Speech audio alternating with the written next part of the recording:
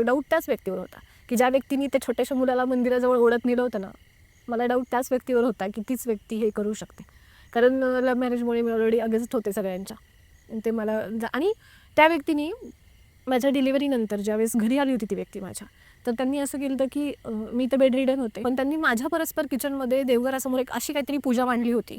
ती विचित्र वाटत होती मला. म्हणजे आता आपण सत्यनारायणची पूजा घालतो, त्याच्यामध्ये गुरुजींनी सांगितल्याप्रमाणे साहित्य असतं, फळं वगैरे असतात.